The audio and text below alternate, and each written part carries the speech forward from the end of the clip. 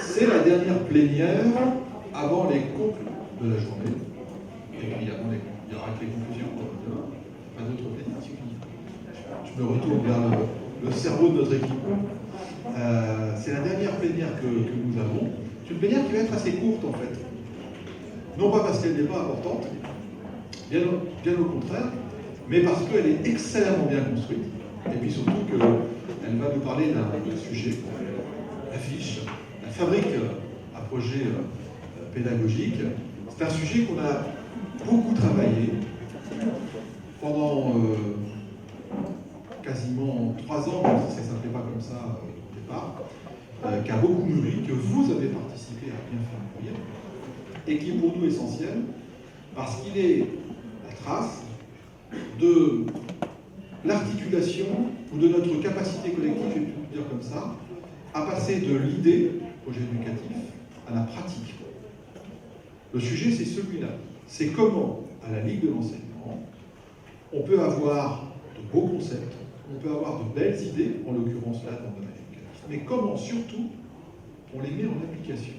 Et quel outillage on se donne pour que, entre les 1000 ligueurs, et vous en êtes, qui ont participé à faire naître ces idées et qui ont contribué à rédiger le projet éducatif, et les gamins qu'on accueille dans nos séjours, il y ait un lien qui ne soit pas seulement un lien abstrait qu'on n'aurait pas outillé et qui se serait fait naturellement, tout seul, sans qu'on sache pourquoi. Donc on est dans cette démarche-là, elle est extrêmement importante, et c'est ce que va nous présenter Sophie. J'ai d'autant plus plaisir que cette dernière plénière soit une plénière animée par Sophie Vinet. À toi. La fabrique à projet pédagogique. On l'attend, on y a travaillé. Au départ, excusez-moi, je vais juste me bien fait comme il faut. Vous vous souvenez, quand on a travaillé le projet, en fait, il y a eu une partie qui était, et si on imaginait différentes formes à ce projet, pour qu'il soit accessible, pour qu'il nous serve d'outil de lien, de communication avec les parents, avec les mairies, avec nos partenaires éducatifs, avec nos équipiers aussi. Donc, on a écrit le projet dans sa version complète et détaillée, que vous avez tous lu, que vous connaissez bien, que vous tenez sur toujours dans votre sac près de vous. On a aussi fait le film d'animation, grand public, sur l'ensemble de nos sites internet, que vous pouvez utiliser autant que vous le souhaitez, bien sûr, et la synthèse illustrée, qui peut également servir d'affichage, puisque ça fait le petit poster avec l'ambition centrale du projet, qui est celle de faire vivre l'université. Et il y en avait une autre forme, c'était celle de passer, comme Jean-Carl l'a dit, du projet éducatif au projet pédagogique.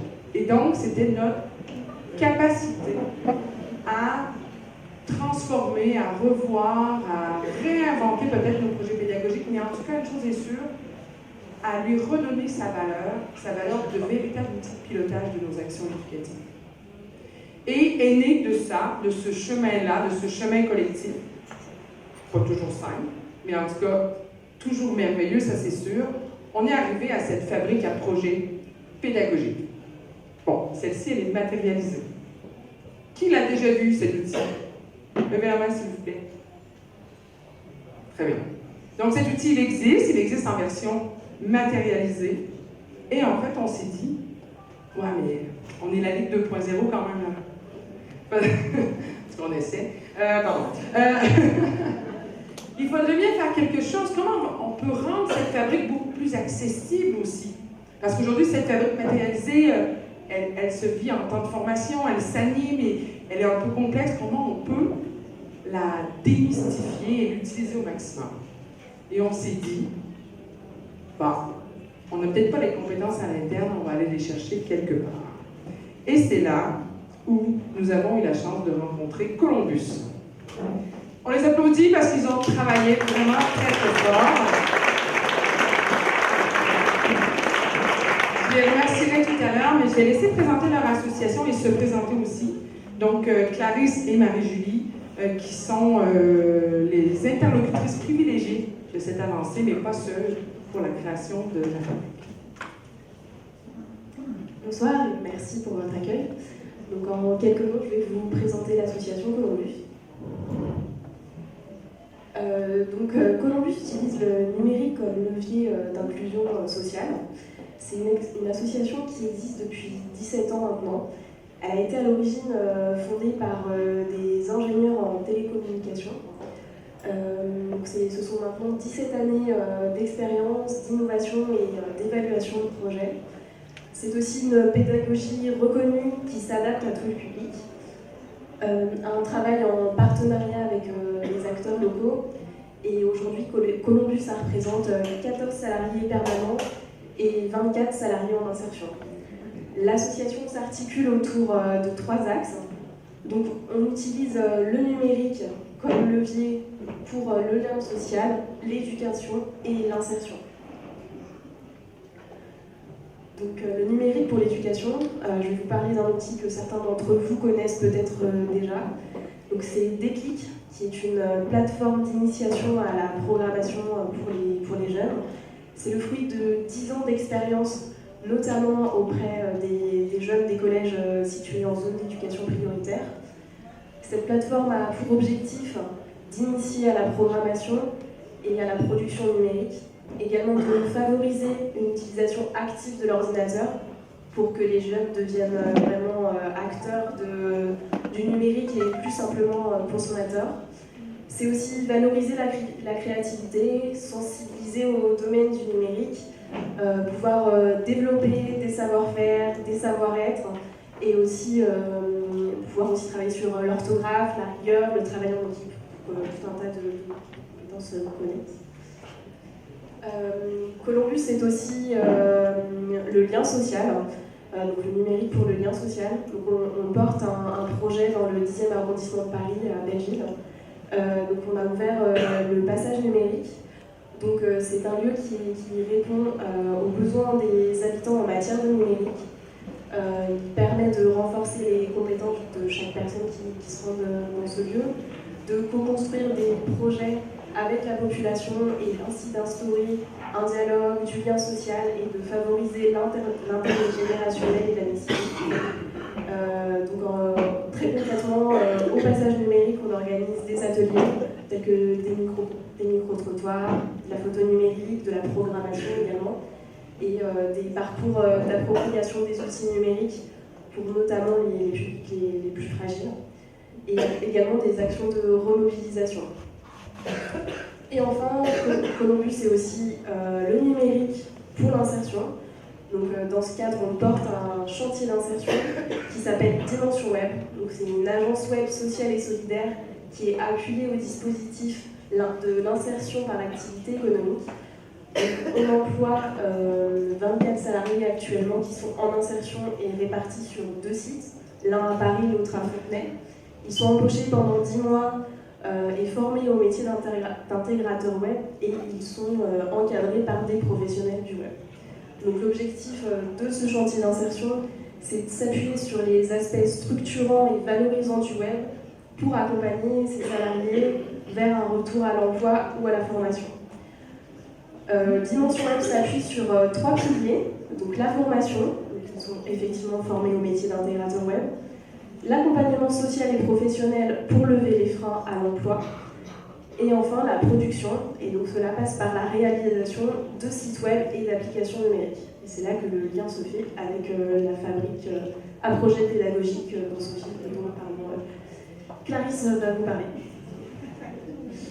Donc, bonjour, donc Clarisse, donc Columbus, enfin un quart Columbus, parce qu'en fait moi je fais partie des professionnels qui interviennent au sein de l'association. Moi je suis chef de projet indépendante, mais j'interviens depuis plusieurs années maintenant auprès de Columbus comme formatrice et comme chef de projet. Donc là en l'occurrence je suis intervenue comme chef de projet sur la fabrique. Donc moi je me suis occupée de travailler avec donc Sophie et son équipe, Marie-Julie parce que c'est aussi la directrice artistique, donc c'est elle que vous devrez tout le graphisme, Mathieu donc, qui s'est occupé de toute la partie développement et d'ailleurs qui est un ancien de la formation. Et moi je me suis occupée donc de concevoir et de coordonner toute la réalisation du projet depuis maintenant plusieurs mois.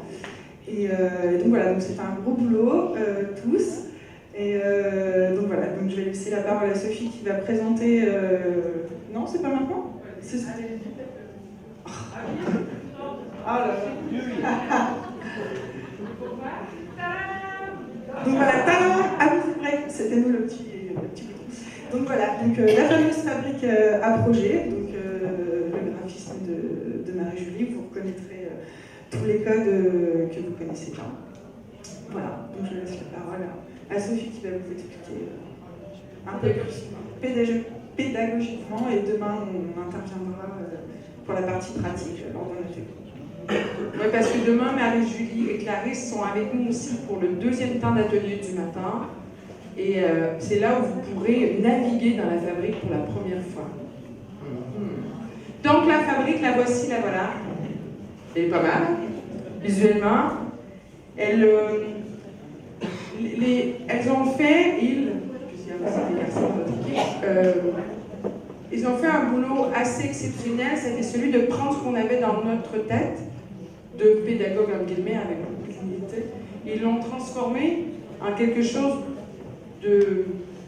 de fonctionnel, merci, exactement, de fonctionnel. Et donc, à un moment donné, à nous dire aussi, non, là, vous ne réfléchissez pas en utilisateur d'une application, mais vous réfléchissez en enseignant, ou en formateur, ou en animateur. Donc, ça a été aussi des échanges très riches et de l'apprentissage énorme pour nous aussi. Donc, je vous présente très, très rapidement la fabrique, juste pour que vous voyez les principales parties. Donc, ça, c'est pas le mien. Pardon, excusez-moi, j'ai des petites notes. Je suis une butineuse mélangée. Donc en fait, très rapidement, la fabrique, comment ça marche?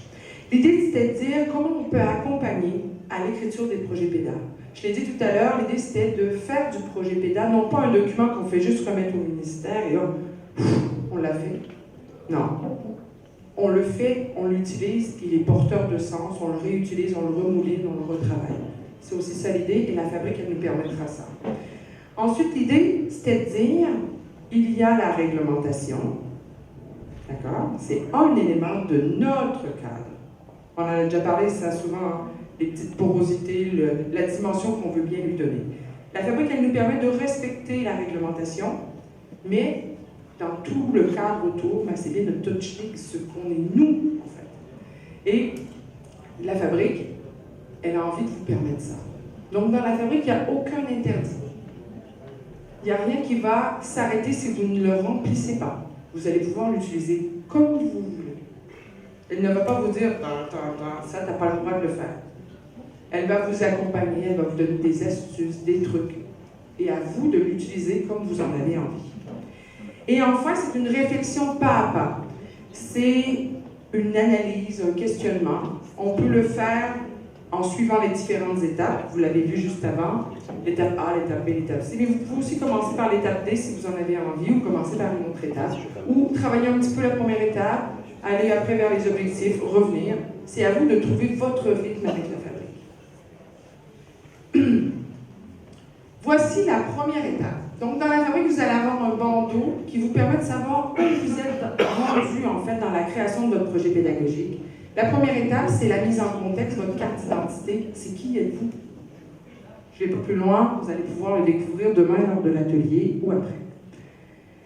Dans la deuxième étape, on est sur le toboggan des valeurs. Pour ceux qui ont fait une formation avec moi, il y a le toboggan des valeurs. Donc, du coup, le toboggan des valeurs, c'est se dire quelles valeurs on va travailler, nous. Est-ce qu'on travaille les 6 valeurs? Est-ce qu'il y en a une autre qu'on a envie d'ajouter? Parce qu'on peut aussi ajouter des choses dans la fabrique. Et, en fait, on va prendre des engagements envers ces valeurs. Ça ne restera pas que des mots. Ce sera comment ça se passe au quotidien, comment elle vit cette valeur dans mon accueil de loisirs, dans mon stage d'affaires, dans mon centre de vacances. La troisième étape, définir les objectifs pédagogiques. C'est probablement la partie la plus difficile de l'écriture d'un projet, écrire les objectifs pédagogiques. Il faut qu'ils soient clairs, concis et surtout compris par tous. Parce que derrière les objectifs pédagogiques, qu'est-ce qu'il va y avoir? Il va y avoir l'évaluation de notre projet. Il va y avoir les critères, les indicateurs. Et en fait, les objectifs pédagogiques, c'est l'interrogation constante entre « je me suis fixé ça comme objectif et je fais ce choix d'action ». Pourquoi je fais ce choix d'action? parce que j'avais défini cet objectif. Et peut-être que l'objectif que j'ai mis au départ, à la fin de l'écriture de mon projet, il sera modifié. Enfin, on arrive dans l'étape de la mise en œuvre. C'est qui mes publics? Avec qui je travaille? C'est où? Comment? Pourquoi? Et à la fin seulement, on a une grille. D'accord. OK.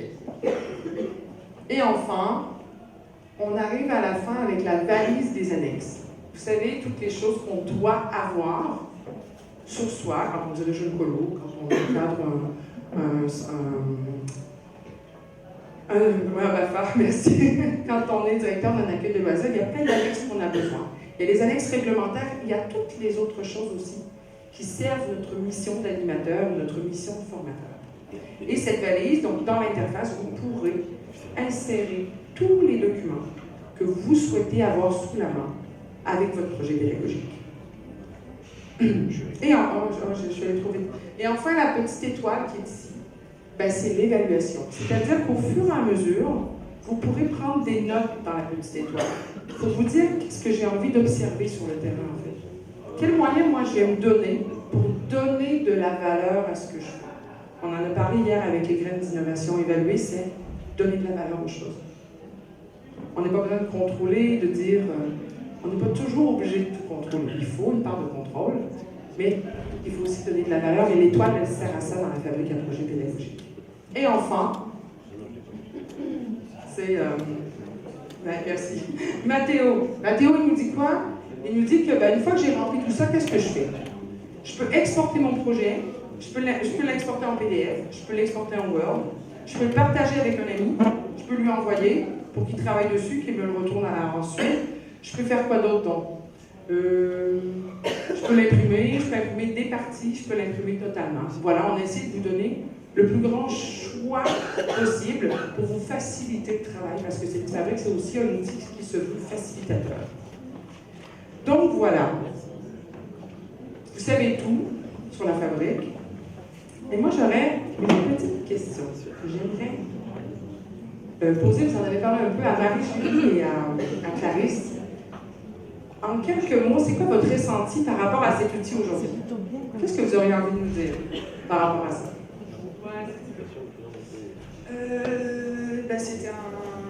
C'est un long projet, c'est un projet passionnant parce qu'avec plein de problématiques et surtout de réussir à transcrire fonctionnellement parlant de manière numérique des idées qui sont quand même, pour nous, n'étaient pas forcément faciles d'accès au début. Donc voilà, donc c'était très enrichissant, c'était un gros défi. Donc on espère maintenant que effectivement vous allez vous servir de cette fabrique et que voilà, ça va vous permettre de travailler, de collaborer. Et puis je ne sais pas si on s'était dit ça comme il fallait le dire maintenant, mais aussi ce qu'il faut garder en tête, c'est que c'est un projet qui a vocation à évoluer. Donc on mettra aussi à votre disposition, donc il y aura un petit mode d'emploi pour vous accompagner en plus, et un questionnaire, vous pourrez nous faire des retours pendant plusieurs mois pour l'idée est vraiment de la faire évoluer, qu'elle s'adapte à vos besoins et que voilà, que tout le monde soit content. Autant que nous, on a pris plaisir à la faire. C'était très agréable de travailler sur ce projet. C'est vrai que ça a donné lieu aussi parfois à des réunions un peu folles où on se mettait à parler de marmite, des enfants chantiers, et d'arc-en-ciel, et toboggans des valeurs, etc. Je crois que vous êtes les habitués de ce genre de réunion. Donc tout l'enjeu, c'était aussi de retranscrire graphiquement un peu ce que vous aviez dans la tête, et aussi de coller à l'image que vous avez déjà, l'image graphique, et de respecter tout ça qui avait été déjà fait avant. Donc, on espère vraiment que vous allez utiliser cet outil, et surtout que vous aurez plaisir à l'utiliser autant que nous, on a eu de plaisir à développer cet outil.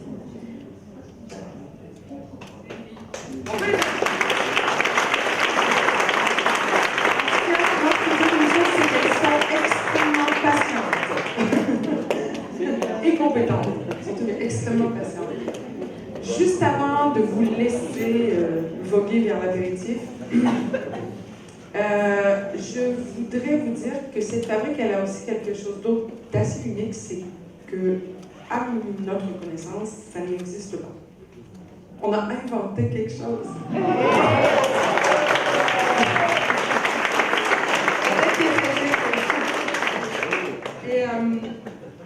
Voilà, genre, excusez-moi. Et donc maintenant, en fait, qu'est-ce qui va se passer? Nous, la semaine prochaine, demain, vous allez découvrir pour ceux qui vont venir à l'atelier, mais ne vous inquiétez pas si vous ne venez pas à cet atelier-là, vous allez à un autre, vous recevrez la fabrique quand même et vous pourrez tâtonner, voir ce qu'il y a dedans. L'idée, c'est que d'ici, je dirais à peu près 3 semaines, parce qu'on nous reste encore quelques petites choses à caler, vous allez tous recevoir par mail un lien vous permettant de télécharger cette application.